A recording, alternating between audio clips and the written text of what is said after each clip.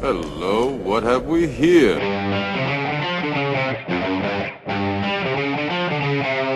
You're wrong. Damn! What the hell was that? Game over, man. Game over. You're wrong. You finished? Well, I didn't think you had it in you. I'm your huckleberry.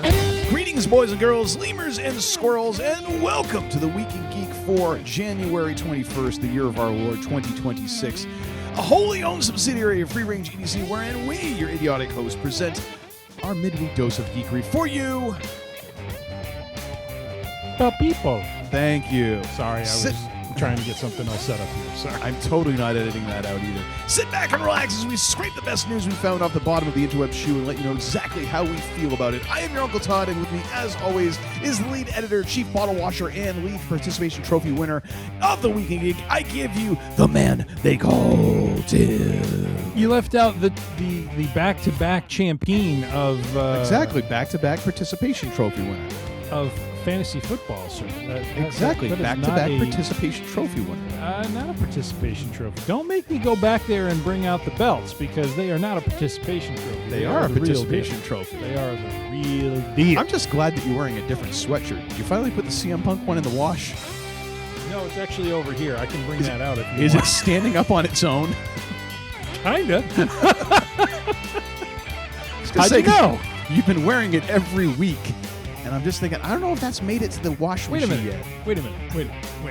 It might have There- come right from there have been WWE shirts- shop and gone on your There body. have been shirts that you've worn multiple times. It is not. We meet once a week. It is not out of the question that some stuff makes its way into the laundry before the next recording session. I know in your head canon you want to think I'm a festering pile of dirty laundry that I never do, but you know me better than that, sir. Come on now. Come on. Do I really, though? Do I really? I think Okay. you do. Oh, yeah. But I am doing well.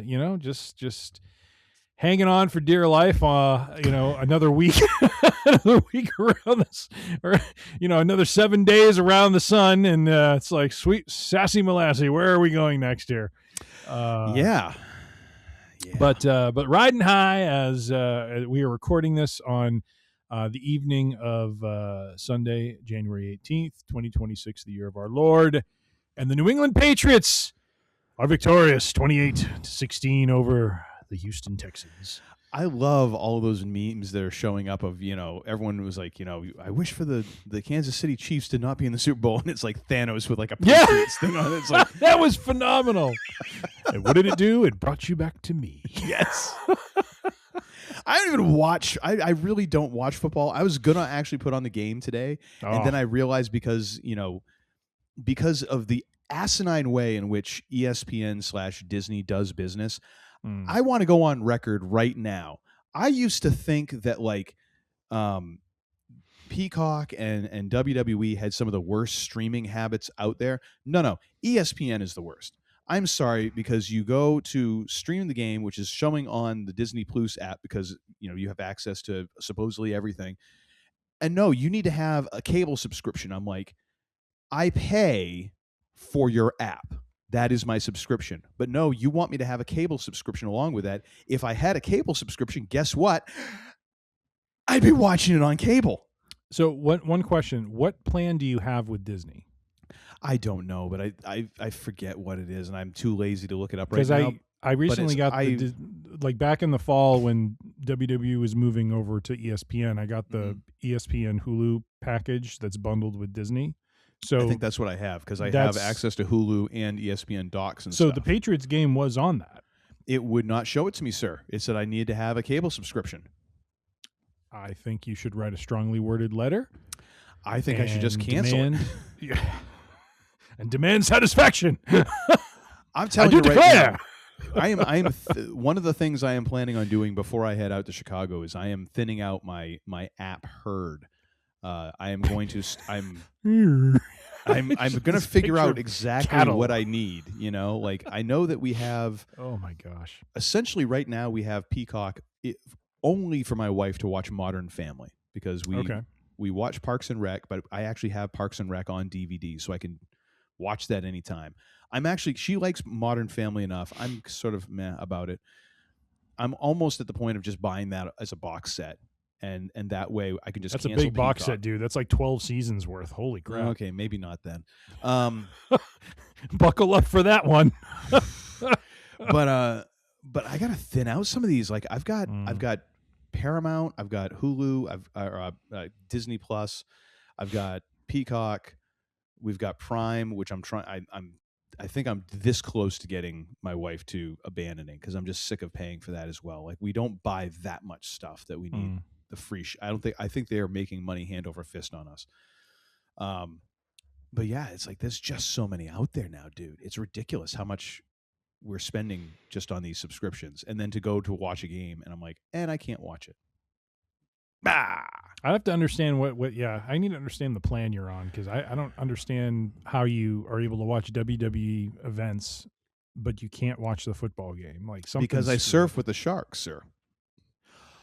Oh, right. Okay, that I forgot. You are okay. Yeah. Gotcha. You're on a special plan where you fly across various borders to partake. It's just a quick little nip up to Canada. I know. Montreal, Quebec. Go up to see Mr. Zane and talk to the man. Yep. I hear you. Well, actually, no. Montreal is his hometown, isn't it? Montreal. I was going to say Toronto, but that's the artist formerly known as Edge. Yes, Kevin Owens, I believe, is in Florida, so he is no longer in Canada. Well, yeah, but he's originally. I mean, but he is from Quebec. I'm guessing most of those guys probably are not living in Canada anymore, especially. Yeah. I mean, Sammy might, just because technically everything runs out of New York. Although it seems like a lot of those guys tend to live in Florida now to be close to Performance Center and all that. But yeah. Anyways, we got into all that. So here we are, another Week in Geek. I understand you're a little thrown off. I can grab the belt if you want me to talk about, Tales from the Fantasy Gridiron, if that would help bring you back to center. It wouldn't mess up with your Zen man, would it? Or would it? Yeah.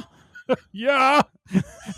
That's what we got to get LA Knight to do, not we got to get the the Kevin Flynn Tron Legacy, yeah. Oh, do you have that on the soundboard as well as the other I quote? do not. Or? I need to trim that down just to get that, and I will add that to our arsenal at some point here. All right, sir. Well, here we are, another Week in Geek. What have we got in the news that's been happening? I see some familiar words and names in here, but I don't want to spoil the surprise, sir. Well, our lead-off story from our good friends at superherohype.com by way of Yahoo Entertainment. We have learned apparently from the John Campea show. I don't know who John Campea is. I think he's let me check here. Who is John Campea? Should have done this before the show, but this is the sort of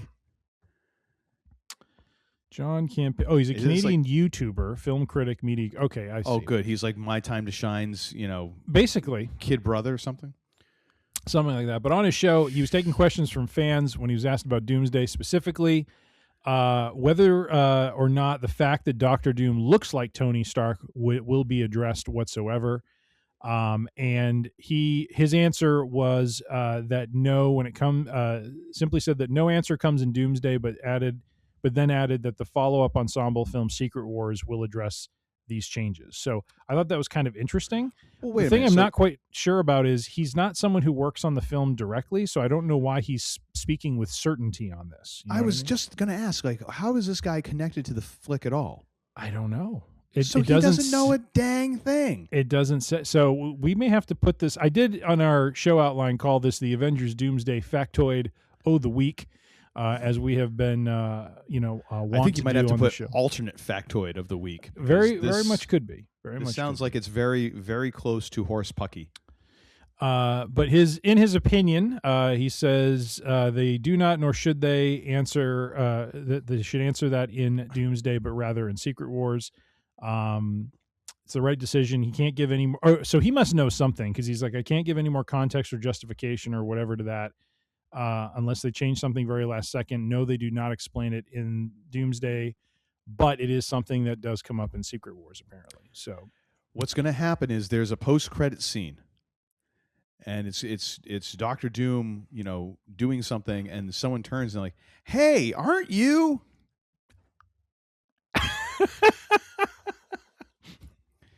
Americana beef. That would You actually can't beat my presses, but you can beat my meat. Oh my gosh! If only Robert Downey Jr. is secretly a huge Dusty Rhodes fan. That would be great. American. That would be great. And then you hear like, Or and all of a better sudden yet, Doctor Doom starts doing the shimmy. You know what I mean? better yet, Doctor Doom speaks with a lisp Oh, through the whole movie. oh, at the very end, leave me, Reed Richards, baby. if you will. If you will, what I'm here to do, Reed Richards, I'm gonna get funky on you real bad. Gonna show you the mamma jamma. It's gonna show up in a mink coat. Polka dot mink coat. Reed Richards with your bocas. So yes, ladies and gentlemen, it sounds like It sounds like somebody who totally unconnected to the Again. movie is delivering news with authority. again, this article does not indicate if he is working on the film, so I don't know if he's just an insider who is getting information. But it sounds like something will be addressed, but not in the first movie that we will get at the end of this year, but rather in the sequel. Lord knows when that's going to be, probably 2027 or 8 at this stage. If we're all still here. So, but yeah, so thoughts, sir, on, so it kind of does lend some credence to the fact that there might be a tie-in to Tony Stark, or again, not that he is Tony Stark. So Marvel has come out and said that the Doctor Doom will not be a Tony Stark variant. They also said that Chris Evans would not be in Doomsday, and now he is. So I don't know what to believe at this stage, but in general, what is your feeling on this tie-in between Doom and Stark? Yes, it is RDJ. Yes, of course he's going to look similar to the beloved character. And if they make that connection to Tony, has it cheapened this idea of RDJ playing a different character? What are your thoughts? As Lionel Hutz would say, are you going to believe me or your lion eyes? Wasn't that one of Phil Hartman's characters? It was, yes. Yes. Lionel Okay. Hutz was. I mean, does it cheapen it? I don't think so. I mean, again, it's all in the execution, man. I feel like a broken record when we talk about this stuff, because it's all people wanting to say, oh no, that'd be stupid, this and that and the other. It's like there's so many things that have happened in movies or entertainment that if you boil it down and if you were just to describe it in the barest of bones, it could sound incredibly lame or it can sound awesome, depending on who is pitching it to you. But it still always comes down to the execution, because there's a lot of movies that just flop.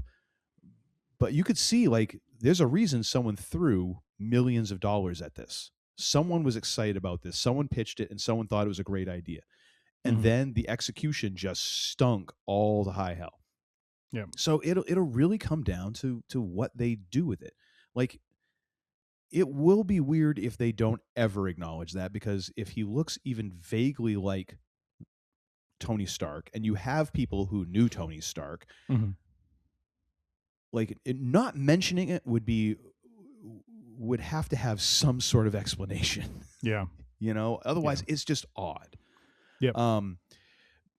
But I mean, it's all going to come down to how they execute this thing. And it used to be, way back in the day, leading up to Endgame, like, we were like, yeah, and Marvel executes every time, all the time.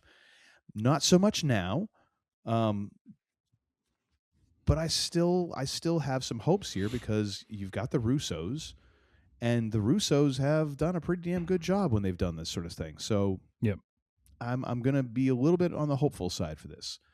But yeah, it just comes down to how they do it and how they make that all work. I mean, at the core, does it bother you if they do tie it in? If there is some tie-in to Tony? No. Okay. I mean, again, if it's done in a logical or interesting way, okay. No, I don't have a problem with it. Not at all. Like, I mean, it's not like they're rewriting history, like saying, oh, actually, Abraham Lincoln wasn't Abraham Lincoln. He was, it's like, no, we're talking about movies and comic books and entertainment. I'm Yeah. A-okay with that as long as you have it make some kind of sense and interesting and entertaining to me.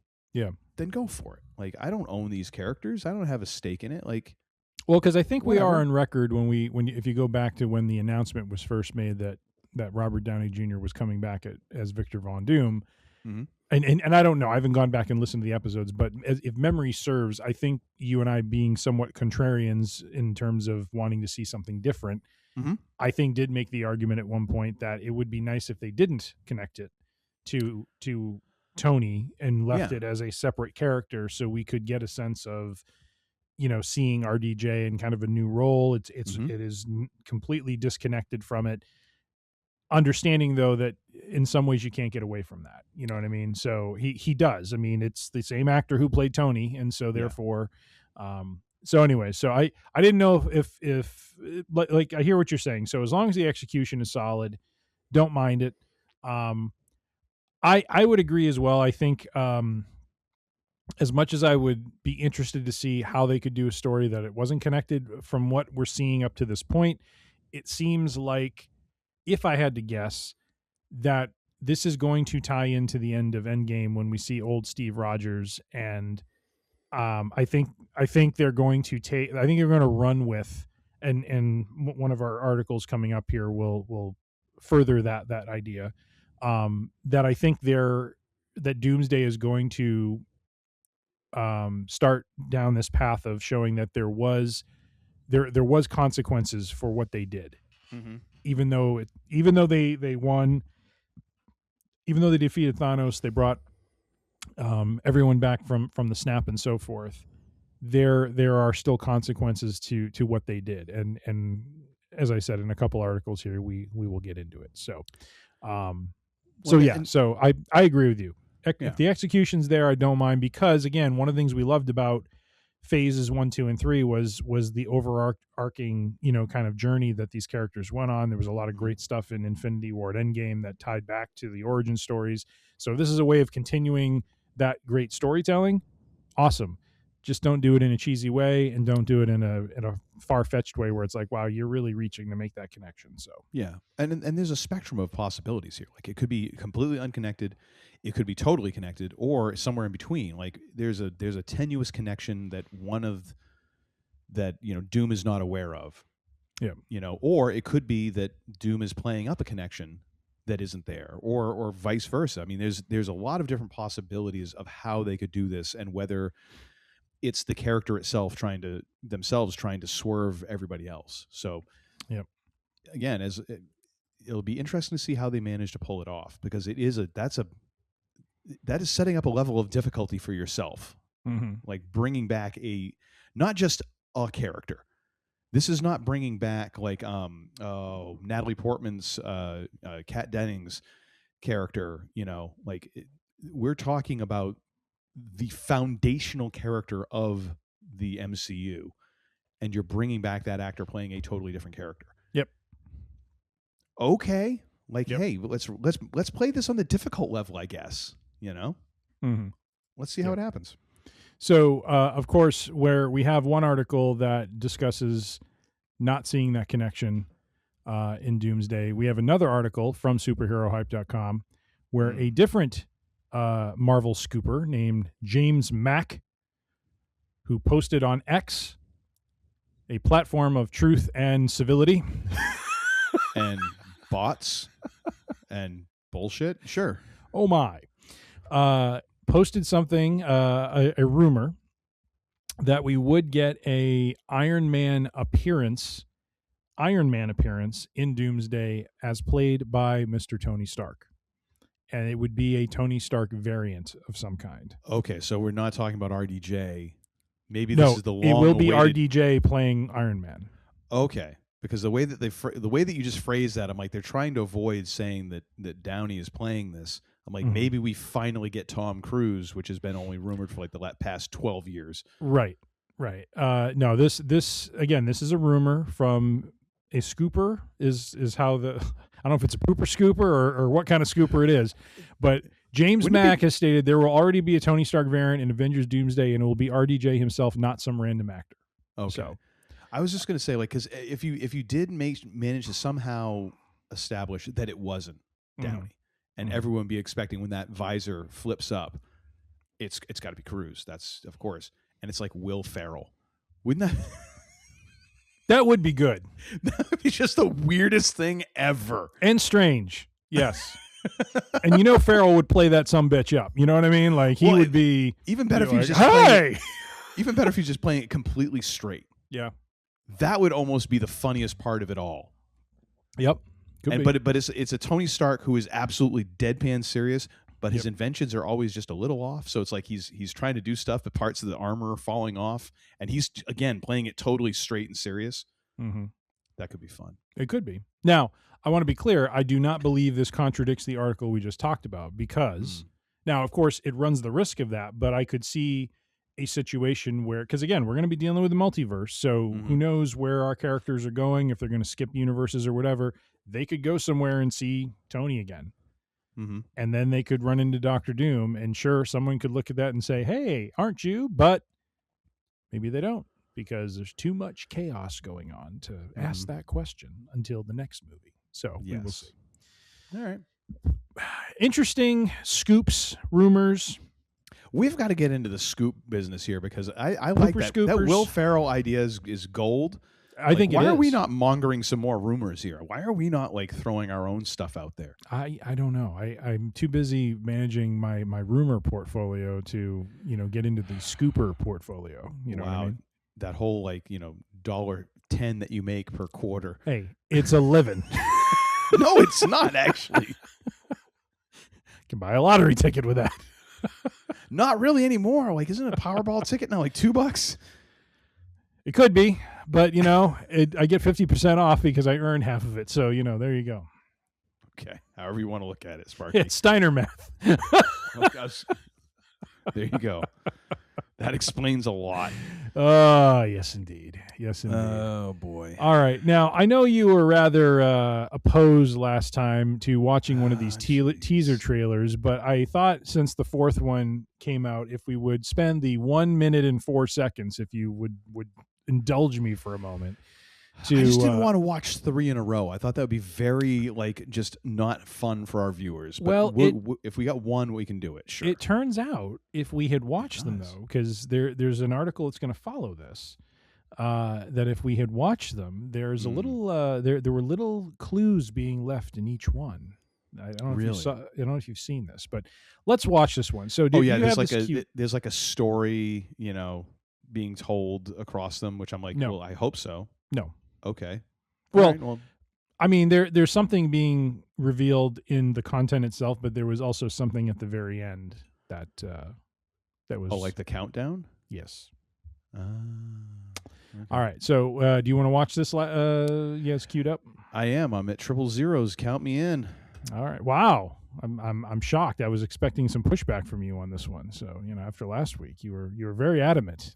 I'm not always obstinate. You said no, and we skipped it. So, oh my gosh! All right, do you want to grab the belt behind me or no? Are we good? I'd like you to count us into this. All right, so we can watch this trailer. Let's start it up. 3, 2, 1. Here we go.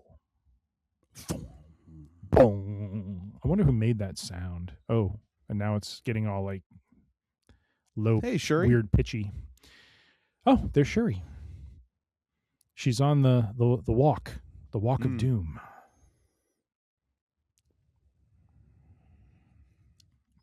We get Namor, who's come above surface. That's good. Or has the surface come to him? Well, could be. Are we dealing with like a situation? Yeah. M'Baku. There he is, M'Baku. King. Hey, he's got a promotion. Ben, there he is. Ben Grimm. Oh, dear. The Wakandans and the Fantastic Four will return in Avengers. I love how all of these are just like, a little little tidbit there. Okay. So did you notice before the countdown clock came up, there were some numbers that flashed up very quickly? Yes. Okay. So let me see if this is the next article. So speaking of this let me see. There may be some big secrets. Let me find that. Okay, so one thought again. This is actually from our friends at comingsoon.net by way of Yahoo Entertainment. Yeah, the portfolio grows. Can we say that on the internet? Coming soon? Oh, okay. Never mind. As in the movie's coming soon? Oh well, I didn't know what your context was there. I was thinking you were getting a little lascivious on our. I'm talking show. About a movie. I thought it would be kind of obvious. So. Okay, all right. Well, anyways, don't get so touchy. Well, you brought it up, feely. sir. I don't, I don't appreciate the insinuation. So I try to keep it clean and above board if I do nothing else. So, except for your sweatshirt. My sweatshirt's a paint. Are you talking about the CM Punk one? You want I'm to pull talking that about the one one festering in the corner. I think it moved. Down, boy, down. See you grab a broom. Whack, whack, whack. All right. But when it starts growling at you in the middle of the show. This article, basically, there are fans who believe that Marvel, and this happened, as you might recall, with Endgame, that they actually digitally altered the trailer. There was a part, especially when in Endgame, in the Endgame trailers, when you saw all the heroes kind of walking to the time machine, that they digitally removed Hulk from that. Like, I think in one point you see this big gap between two of them. And it doesn't really register because it just looks like they're just not walking close together, but it ended up being the Incredible Hulk was in there. And so some fans have this sense that Marvel may have digitally altered this teaser trailer to hide characters. Now, it doesn't sound like there's any hard and fast evidence of this, but the couple of screenshots are in the Ben Grimm shot. That there's a big, kind of space to his our right, his left, where someone could have been standing, and then the shot of Shuri as she's walking, as we're looking at her back, there's some space on her left that seems like there's someone who could fit there, and then they also have kind of an arrow pointing down off into the horizon that the ship could be there that we just don't see. So there was just some belief and thought there that there's too much space in some of these frames, and so we need to sleuth this and call it out, because there could be some new characters. Some of them, the article says, while the theory might sound far-fetched, Marvel's done this before. The trailers for Spider-Man No Way Home digitally removed Andrew Garfield and Tobey Maguire from certain scenes. For Thunderbolts, Taskmaster was digitally added to a handful of scenes in the trailers in order to hide the fact the character dies in the first act. Sorry, spoiler. But basically, it's let me see, what does it say here at the end? Takes place. Given that much of the fourth Avengers movie takes place in an open desert, it's possible that there are other people, things in this moment that will be cut. They'll be in the final cut of the movie. Talks about it. Is this, potentially set in the void at the end of time or something else? Who knows? But anyways, long story short, it just seems like there might be some chicanery, ballyhoo, or tomfoolery going on with these trailers. I don't know. I just kind of think maybe they just wanted to show the sky next to Ben Grimm. It could be. I think the other part, so I just did a quick look up, and this is what I thought I remembered it being. Like, the reason why they digitally removed Hulk from that is because they didn't want to reveal the fact that it was going to be Professor Hulk. Right. Yes. Smart Hulk. Yes.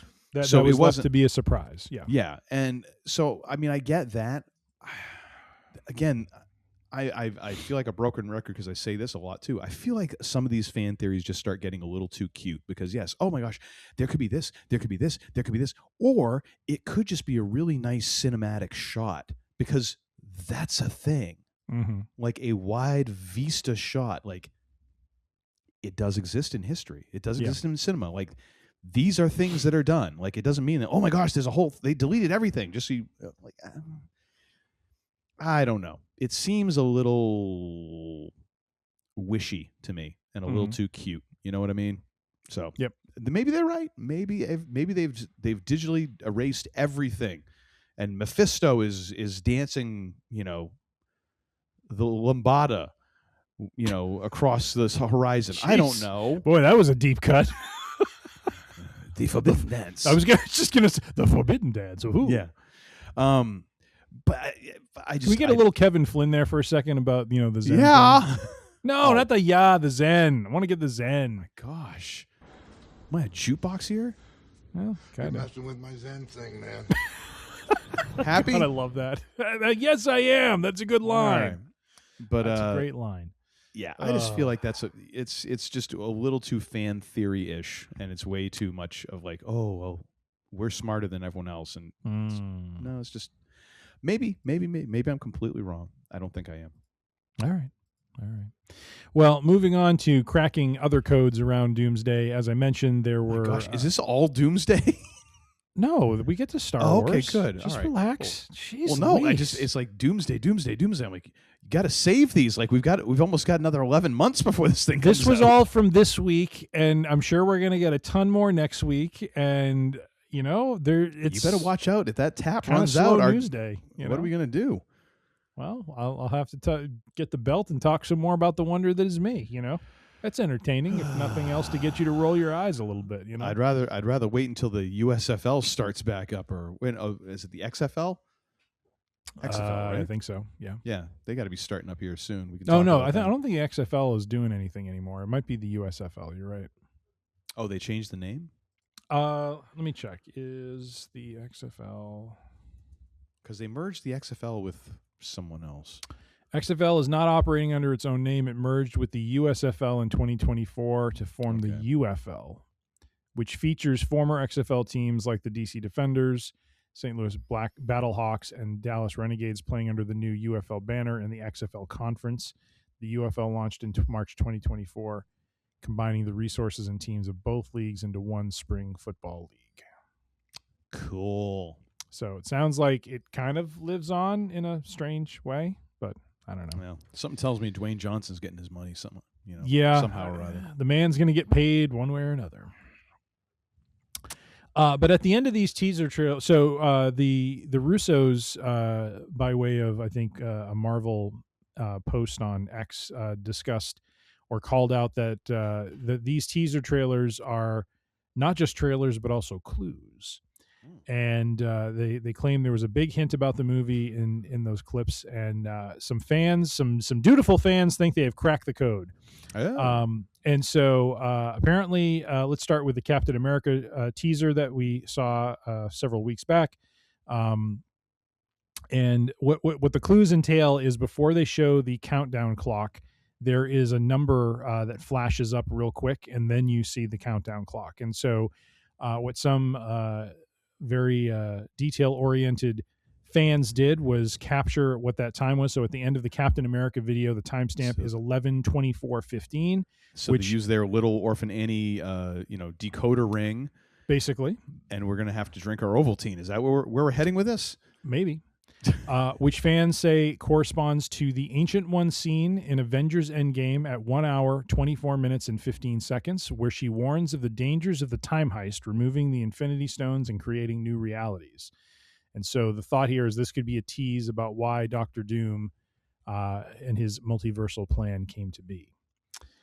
When we continue on into Thor's teaser, the number that flashes up is 11:17:15, which equates to 1 hour, 17 minutes, 15 seconds in Endgame, where Loki escapes with the Tesseract.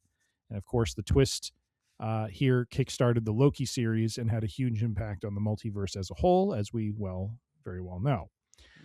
Now, what's interesting is it doesn't talk about the does it get into the X-Men one? No, it doesn't hit the X-Men one. The next one is Black Panther, the one we just saw, the Doomsday trailer we just saw, which has a hidden timestamp of 11:04:15, roughly translating to 1 hour, 4 minutes, and 15 seconds in Endgame. And this is where Rocket tells Ant-Man that he'll take him to space. And considering that Ben Grimm is featured in the teaser, some fans think this is a reference to the Fantastic Four arriving in their shuttle. Curious, the X-Men trailer is not mentioned here. I don't know if that means there was not a timestamp in that one, or if you were to try to apply that logic, it then upends this entire thing, and so they chose to keep it out. I don't know. Yeah. But what are your thoughts on this, sir? And some of these three clues that have kind of been extracted by these dutiful fans. Interesting. Nothing more to do. it'd be way more compelling if you actually had one for the third trailer. Whereas if you just leave that out and you're ignoring it without even mentioning it, that to me says that you're grasping at some serious straws. Like you've managed to fit these others in, but oh well, this one doesn't work, so therefore, no, I'm sorry, that doesn't. You can't just say they're having clues, and this one, well, then it's not so much a clue. Like, really? So interesting for sure. Could be totally coincidental, considering in those movies, like there's a ton of things in there that you could then say, well, this would lead to this, or this could foreshadow this. I mean, yeah, show me where the third one ties in along with the others, and then I'll be more apt to kind of really buy into this. Did you find that? I was just looking. Did you crack it? Wait a minute. Did you sleuth and find it? So it Be looks careful like when you sleuth. It looks like in the X-Men clip, it's 1 hour, 11 minutes, 20 seconds. Okay. The Reddit. This suggests. So this is from Endgame. This occurs during an early Asgard scene where Rocket is talking to Thor, specifically a bit where Rocket asks Thor if he's crying. Oh, you know what? I think this article doesn't have this, but I do remember reading that I think the X-Men timestamp has that, and then that's related over to, if you remember in Deadpool and Wolverine, Deadpool sees a scene where Thor is kind of hunched over someone crying, but he never figures out what that was about. Yeah, that does make sense. So the X-Men one does have a timestamp, and it turns out it is from Endgame, yeah, where Thor, where Rocket asks Thor if he's crying. So, again, it doesn't tell us much about the movie, but it just gives us a sense that scene from Deadpool and Wolverine may have been a look into the future or into a reality that it corroborates something that has been shown before and could happen.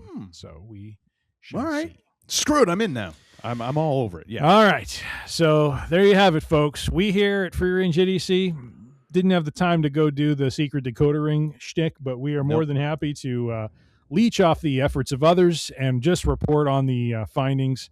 I mean, heck, if AI can do it, why can't we? So exactly. At least we did it the honest way. Like we stole people's stuff the old-fashioned way. Hey, I give credit, and then I collect a little bit from it. So, and actually, this one was from our good friends at cinemablend.com. So, Cinemablend. It's been a while since I've heard that one. Actually, I know. That website, we haven't heard from that in a long time. Like, that was an old school, movie website. It was. It's still around. Good to know. All right, our next article, we're going to shift from Marvel to Star Wars. And this is from our friends at Collider.com.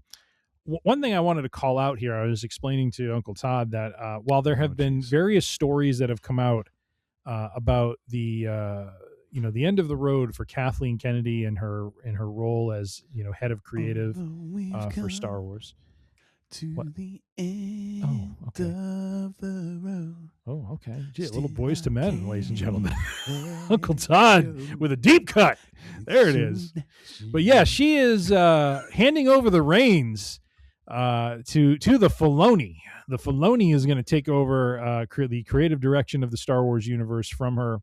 And but on her way out, she is still dropping little nuggets of information. And this one in particular is the confirmation, which I believe will be much to the chagrin of Uncle Todd. There will be a new Star Wars trilogy in the offing. And that believe it when I actually see it. And it is essentially the Simon Kinberg, the long-rumored Star Wars trilogy by Simon Kinberg is the project that is moving along here. That's been a hot minute since we've heard that name in the Star Wars universe. Yep. According to Kennedy in her exit interview, the version of the script Lucasfilm read last summer wasn't quite ready, but what followed was a major creative reset. She says he's working right now. He wrote something that we read in August. It was very good, but not there. We've pretty much upended the story and spent a great deal of time on the treatment, which he finished literally about 4 weeks ago. And it's a very detailed treatment, like 70 pages. And so he is expected to give us something in March. Wow. So it looks like Simon Kinberg is moving a Star Wars trilogy forward. Because wasn't he... What script was he working on? because he was supposed to be involved in the sequel trilogy, if I'm remembering. I think right. so. Yeah. And then they brought in Kasdan because they wanted to redo some stuff, and I think the thing was that Kingsburg doesn't work that quick. Like, he is not a yeah, I'll turn that around and have it for you next week. He's like one of those dudes who he goes and he dives deep into this stuff. And not a slight against him. I mean, different writers have different ways of working. I mean, for God's sake, George R.R. Martin has been working on a book for who knows how friggin' long. You know, Stephen King has put out like 18 books in the time that Martin's been working on his book. So I mean, hey, whatever. Yeah. But yeah, wow, okay. At least he's been using that time wisely, apparently. Yeah, well, he's made more progress than Sam Esmail has on the Battlestar Galactica show. And thank God for that. Yeah, well, you know. Thank our lucky stars. As the article goes on... now, what's this going to cover? That's what I was trying to get to. So, let's see. She reiterates that Kingsburg was chosen for such a pivotal role in the franchise's future. While many fans associate him primarily to X-Men films, he actually co-created and wrote Star Wars Rebels. Wow, really? Yep, he was a part of Star Wars Rebels. She says he did some work with us years ago with the animated show, which was a really wonderful collaborative experience. He then got very, very busy with X-Men and then recently became available again. Dude, I would love a Rebels trilogy if it's anything like connected. Not going to be that. It's not going to be that. So the films will take place after episode 7 and 9, firmly positioning them as the next chapter beyond the Skywalker saga. Wait, 7 and 9? Are we just ignoring 8 now? No, 7 through 9. Oh, okay. I thought you said 7 and 9. I'm like, no, there's one in between there. Like, I know that people have a little bit of a bone to pick with our buddy Ryan Johnson, but damn. Ladies and gentlemen, this is a wonderful moment because I just love the passion. I love the fervor. I love the fact that Uncle Todd is coming to the rescue, to the defense of a Last Jedi. You know what I mean? I mean, this is a man who wants to make sure that game is recognized, and I do just wanted to make sure it hadn't been excommunicated, and I didn't know about it. Not at all. I was saying 7 through 9. Okay, you know? I just panicked there because I'm like, it was like John Wick excommunicado. Okay. Like they're gonna be hunting Ryan Johnson in the streets. Please make sure your monitor volume is turned up so you can hear me. It is turned up. It is. Right. I just want to make sure. I'm thrown off because I show number 3 here with no alcohol. It's throwing me off. All right. Well, I apologize. I am not following suit on that. So that's fine. I actually, by the way, finally finished the. Which one was this? Sorry, the Dark Pumpernickel Rye. So. When you held it up real quick and I saw all that green, I was like, "Is that Mad Dog 2020?" Like, had flashbacks. No, come on now, no. Okay, how was it? This was very good. This was a 125 proof rye, dark pumpernickel. It is one of, I think this is the only distillery that does a pumpernickel rye. It was very good though, very good rye. 125 proof and pumpernickel, like that'll put hair that's all in the hair that's already on your chest. I think that's why the CM Punk sweatshirt is standing up. It's like hair that's sprouting out of other hairs. I think I might have poured a little on it. It was like, but nonetheless, but it will be the next chapter in the series beyond the Skywalker saga. She stopped short of confirming which characters will return, if any. And then the broader post Rise of Skywalker era is taking shape elsewhere, not in the Simon Kinberg trilogy, but as we know, Daisy Ridley is set to return as Rey in a separate film centered on rebuilding the Jedi Order, while Sean, directed by Sharmeen Obaid Chinoy. I was trying to pronounce that properly. And then, of course, we're aware of Sean Levy's Starfighter film starring Ryan Gosling is also confirmed to be set after the sequel trilogy with an entirely new cast of characters, which I am quite interested to see. So. The director you mentioned previously to the Starfighter, was that Sharmeen Obaid Chinoy. I don't know what they've done. Okay, I didn't know if they were involved in Mandalorian. I couldn't remember if that was a name I'm familiar from there. Let me check. Okay. Good old Shamir. Hold on. What is she? I want to make sure I have the right name here.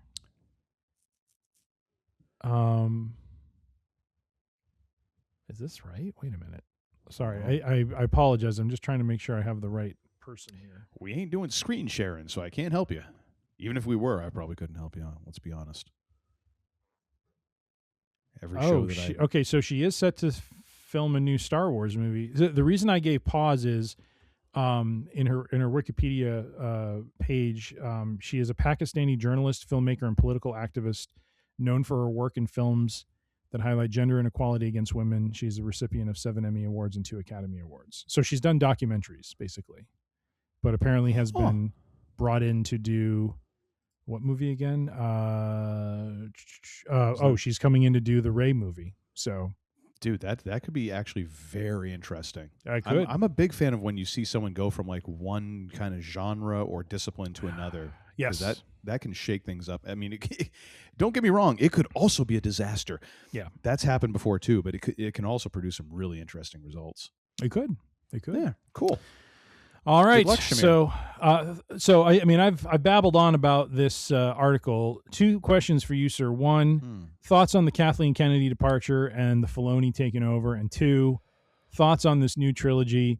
I'm surprised we don't see an Uncle Todd shaped hole through your door as you run for the hills and just screaming and pulling your hair out like why? Because I do believe last episode or 2 episodes ago we did talk about, let's just get one movie good. You know what I mean? Yes. You and I spent some time. This is probably before we had the TJ on, but we were talking about, I think Starfighter or content that was coming up with Filoni's movie and that sort of thing. And it's just like, let's just get one movie. Yes. Chef's kiss. Let's do that before we say 3. Well, yeah, and I mean, in a way, I've come to peace with it. Like Star Wars is a money-making property, and let's be honest here, it has been since the beginning. I know that people have those rose-colored glasses of, oh no, Lucas was out to this and that. No, Lucas was out to make money too, because that would mean he could get the other movies made.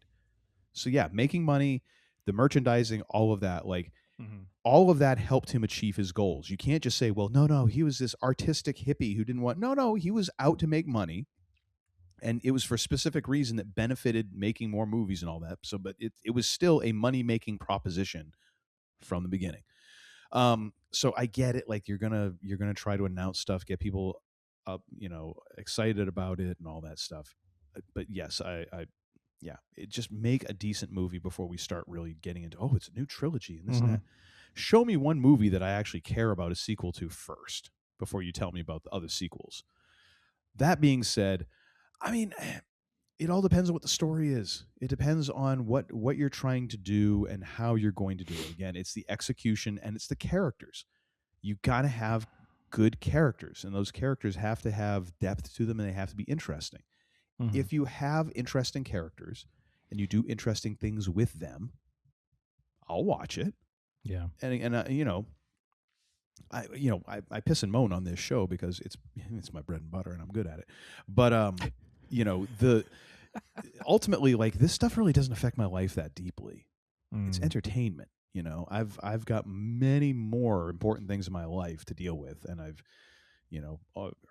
within a whisper of 50, like, I've realized that just take the stuff and enjoy it. And if you don't like it, then just shove off, So it'll be interesting to see. I mean, this guy's got some history to him. I mean, so Kinsberg is the one doing the trilogy. Yes. Yeah. I mean, just the fact that, like, what they did with Rebels, and him developing that gives me a little bit of like, all right, I'm slightly optimistic here.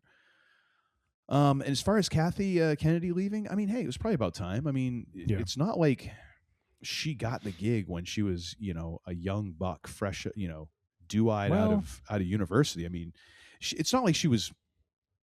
It was not like she was aged, but I mean, she's been president of Lucasfilms now for 14 years. I think I remember what her term was. And she'd been working for you're right. Lucas She took over as president in 2012. Yep. Yeah. So, I mean, 14 years is a pretty damn good run at a gig. And I don't know how old she is right now, but at a certain point, like, you have to factor in, like, I probably made enough money. Do I really want to do this? Holy crap. She's 72. Yeah. No, she's not. She's not a young. I mean, She doesn't look 72. No, she wears it well, dude. Like she's one of those folks that I like. I look at her and other specific folks, and I'm like, dude, I want to wear my age like they do. Mm-hmm. God willing, you know. But the other part of this too is like Kathy Kennedy has been a punching bag for fans now for several years. Mm-hmm. Considering how much she must have made over the past 14 years, if I'm in her position, I probably would have cashed in my chips a couple of years ago and been like, you know what? I'm done. You know what? No hard feelings, but I really don't need the bullshit anymore from the fans and all that. I've got my money. I can do what I want. See ya. Enjoy. Yep. You know? So, I mean, it doesn't surprise me. And I don't think that her tenure has been nearly as bad as a lot of Star Wars fans like to play it up. Again, Star Wars fans just love to eat their young and piss and moan about stuff. So, yeah, you know, it isn't shocking, you know, like, yeah, probably about time. And, okay. it's good for someone else to be able to move in and to start this over because, and it makes sense that Filoni would be a big part of it. I don't know who the other person is. I believe it's a woman who's a co-pres with him or is the president. I forget what the power structure looks like. Yeah. Filoni is, I think, in charge of like creative, but then there's another person, and I thought it was a woman who had the gig, who's like co-president or whatever. I don't know what her lineage is in terms of like how she came to the company and all that, but we all know that Filoni was very connected with Lucas and, you know, had very into his vision and all that. So, you know, it's kind of carrying that forward. And honestly, it might be the last person who can claim that, you know, who can claim like, yeah, I worked with George. I worked with him on a creative level, not just as like, I got him coffee this one time. So, yeah, you know, it makes total sense that he would be the next person to kind of take the ball and run with it. Yep. We'll see how he holds up under the job after, you know, being on the hook for something that doesn't quite go right and how the fans turn on him because he's been their darling for a long ass time now. Yeah. So that'll be interesting. What do you think? I mean, how do you feel about this whole thing? Well, I mean, I go back to what we said several episodes ago, and what we said at the top of this with the initial RDJ or the acknowledgement of Doom and Tony Stark looking the same or whatever. That it all kind of hinges on the execution, you know, and I understand that their track record over the last 10 years hasn't been great when it comes to movies. They've been very TV focused for a while now, and they're kind of pivoting back to movies now. And I kind of go back to what we said, let's get one movie really good. And this, you know, I don't know if I want to call it arrogance, conceit, or what it is, but this idea that we're going to of course, when you do a trilogy and when Lucas did his movies, he had an arc that he wanted to tell, but he knew he could only tell part of it. He couldn't tell the entire story, so he had to break it into chunks, and so he started with this first one. And so if Kindsberg can, I mean, I'll be honest, like what Kennedy says here doesn't bode well because they clearly saw stuff that needed to be significantly rewritten. I mean, she basically says we had to upend the entire story. Well, I mean, I and think you as a writer can speak to that process, but you know, it just tells me that, like, I don't know if that's a good thing or a bad thing, you know, because Kindsberg could come with a really interesting idea and the studio's kind of like, oh dear God, let's not do that because we don't think it's going to make money, you know? Well, it could either be that, or it could be, well, this would not work well with what Filoni is already doing and the other things that we have in motion. It depends on like how much information Kindsberg was given, or if he just came to them, I've got this idea, or if they reached out to him and were like, hey, give us like your idea for a new trilogy, and that was it. Yeah. I mean, it would really depend on what the circumstances, I would think. I'm not like an expert on this, but I'm just going off of kind of the little that I've learned about how this process can work. And at the end of the day, like, I think it's much worse if you have rewrites going on during a movie. It's not, I don't think it's that unusual that you can have a big rewrite, you know, while the movie is kind of being developed and everything. Like, there's a lot of movies. I mean, the original Star Wars. Dear God, I mean, at one point, wasn't Obi-Wan Kenobi like or no? I think at one point Luke Skywalker was going to be like this old guy, and then Han Solo was a green guy. Or I mean, you know, and we all know like it wasn't Luke Skywalker; it was Luke Starkiller. Right. You know, so there's all these different things that happen as you're developing a story. So I don't really take that as like a big warning flag. Okay. And by the way, it's Lin-Wen Brennan who's going to be the co-president overseeing business and operations. In the little bitty thing there that I saw, it doesn't seem like a direct tie to like Lucas or Lucasfilms. Or she's focused on all the crap that Filoni doesn't want to deal with, which makes sense, right? That's how it should be. He's a writer. He's a storyteller. Let him focus on telling stories and let someone deal with the dollars and cents and the operational side of it. Yep. Yeah, and hey, as long as they have a decent working relationship and talk to each other, that can work out just fine. Like that was how when they were talking about like the history of Disney post Walt passing, I forget who it was. It wasn't Iger, or was it Iger? Oh, are you thinking of Eisner? Eisner, yes, and the guy who worked with him. And Eisner was kind of more the creative cat, and they had another guy who was mostly the financials and stuff, and he passed away. I think it was a plane accident or something like that. Yep. And how that really threw everything sideways because they worked really well together. So I mean, it's not like it's an unprecedented thing to kind of split these responsibilities. Yep. So yeah. But I just want to make sure I got credit for her because I was like, I don't want to say like some random woman. Like, she probably has a resume that would like send my resume off to the corner, to sulk for several weeks. So I'm not want to make sure credit is where credit is due. Yes. Actually, for sure, she has a resume that would send mine off to pout in the corner. I don't even know why I added any doubt into that. It is a certainty that is the case. Oh, you crossed out the last one here. What's going on? So I want to save this next one for next week. All right. Mostly from a preparation standpoint. I did not read this very closely, and I think we're going to stumble through this one. Okay. But I do have some things to say about my and another thing. So I just thought we could channel the time that way, if you will. Well then, what do you have for and another thing? A recommendation for our viewers and listeners, sir.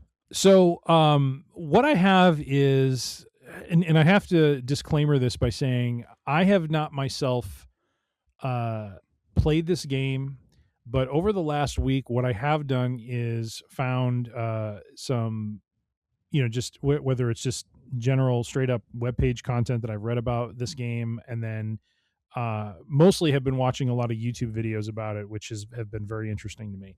But there's a game out there. It came out a couple years ago called Starfield, and it is essentially a single-player action role-playing game set in space.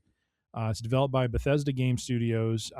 Players explore a massive region of the Milky Way galaxy with more than 1,000 planets, moons, and space stations you can land on and explore. It's huge. It's massive. Yikes. Very open world. You can kind of do what you want. You can do a lot of side quests, but some of the interesting aspects of it pertain to things such as not just building up like your arsenal and like who you are as a character, but the shipbuilding is very, very interesting, and the ships themselves lend themselves to just very very spacious and very function sort of driven ships. What's really cool about it is it's like unlike Star Wars: The Old Republic, where most of the action you do is based on when you're on planet. There is a bit of a flight aspect to it, but it's not. But those things don't really ever come together. In this game, it does. So like you take off from a planet and you can be chasing someone and engage in like a space battle, like as you're out in space and that sort of thing, which is pretty cool. Well, so why am I bringing this game up? So I have not played this game. My gaming laptop, I am due for a new, to use the kids' terminology, a new gaming rig. Because my laptop is about 6 years old now, 7 years old, and is starting to very, very much age out from what the games are demanding of it. Still able to play EVE Online, still able to play Old Republic, but let's just say I'm starting to notice a little stuttering as I play, and I'm like, oh crap, here we go. We're hitting the limit. We're hitting the Scotty. Can you give me a little more, brother? She's coming apart at the seams, Captain. I can't give her any more, Captain. So I'm due for another rig. So we'll see if that's something in the works for this year or not. Maybe I'll have to table that world championship belt for a little bit in order to do that. We'll see. But here's the kicker. Apparently, some very creative and ambitious fans decided to this game. Apparently, you can apply modifications to or mods. And there were apparently a fan or set of fans, maybe it's a set of them, who basically created this entire mod package that you can then overlay into this game, and it literally transforms this game from being this Starfield game with the Milky Way galaxy and all of its stuff to Star Wars. It's called Star Wars. Sounds like a lot of work. It's called Star Wars Genesis. I have been watching YouTube videos of this. It looks freaking amazing. Like, I'm sitting here like, oh my God, I got to check this out. Like, they have, ships. I've seen a TIE fighter. I've seen the Razor Crest. And the way you build ships, you can build like multi-deck ships. And what's kind of cool is like the inside of the ships are very much like what you would think of like a NASA ship being like, where you have very like sealed off containers and you go up ladders to get to the different levels and stuff. It's not like super, like, it's not like Star Trek fancy. It seems very rough, but at the same time you have things like kind of like a bridge or kind of a command center. You have like a med bay, you have living quarters, and your ship is kind of like, it can be kind of like your roving base sort of thing. But man, the work that they did for Star Wars Genesis, oh my gosh, this thing is amazing. Looks really good. I've seen some players who have like the Mandalorian armor, looks really just spot on. The action is really cool. Like, it's first person shooter. So there, but it looks like you have a lot of, it just feels very lifelike. You can hide behind stuff when you're in a gun battle and pop out and, pop some shots off. Gosh, at one point this guy had basically, like, do you remember in Predator how Jesse Ventura had the helicopter gun? Yes. They have a version of they have a version of a laser helicopter gun. That guy like opens up and it is like incredible to watch. I'm like, oh my God, I need this game. So anyways, my end, another thing is just, if you haven't checked it out, and from what I've read, Starfield as a game in and of itself is a fun game to play. It's, like I said, very open. I think one of the critiques of it, and this is what's hard with open world games, is that it can get a little long in the tooth because you land on these planets, you spend a lot of time adventuring and kind of exploring the planet, but not much happens. But that's part of, it's kind of like, you can't ask for everything. You know what I mean? Yeah. If you want something vast, you got to understand you're going to have some boring points in it. So, but it just seems like just a fun game to play. Very different from Old Republic. Like I said, like, I love Old Republic, but this one, you can set up your own bases that earn you money. You have to, in a lot of ways, it's very similar to EVE Online, where you have to go out and earn money, do exploration, do some battles, do some missions, and you build up your wealth. You can buy bigger ships that do more things and all of that. So just looks like a lot of fun, but it's something I happen to see that I'm just like, oh my God, this, like, especially the Star Wars mod pack, I'm just like, called Star Wars Genesis. So good. Check it out. Just, if anything, just check it out on YouTube. Someone even made the Fondor Hallcraft from Andor, what Skarsgård, what was Luthen's character, which looks amazing. I mean, again, these ships don't look like exactly like the ship, but it's pretty damn close. And it's, when you see the inside of it, it's just like, okay, this is really cool. So anyways, a little something from me there, a little geekiness that I delved into this week to, I don't know, just help me out of the chaos of my work week. So, so that is my another thing. Sir, what is yours after my ramblings of Starfield and Star Wars Genesis? I'm going to go with a documentary that I watched, I believe it was this past week. But it's the Elway documentary, John Elway documentary they have on Netflix. Interesting because he's one of those guys, I feel like a lot of the 80s quarterbacks are kind of getting forgotten at this point. Best teeth ever. Oh my gosh, the fact that he played for a team with a horse as their mascot makes perfect sense. Oh, He's got some choppers, dude. I hadn't even thought of that. Well put, sir. Well put. Sell some advertising. Oh my gosh. Sell some advertising on those suckers. But it was very interesting just to get a little bit more information about him, because I had, of course, when I was growing up and getting into football, John Elway was still playing. I remember when he won his back-to-back Super Bowls and retired, and was, even though not a Broncos fan, I was still happy for the guy, because I knew what he had gone through, losing the Super Bowls, but yet still being this guy who's known for his comebacks and just never quite getting over that hump. It was one of those things where you felt for the guy, and I personally was glad when he got over that hump and was able to kind of go out on his own terms, back-to-back Super Bowls, and and kind of end his career there, because it kind of validated just how good this guy was, because he was a tremendous quarterback, and one of those guys that if fans of other teams were like, oh, I never want Elway, like, you're lying, because chances are your quarterback was not that good.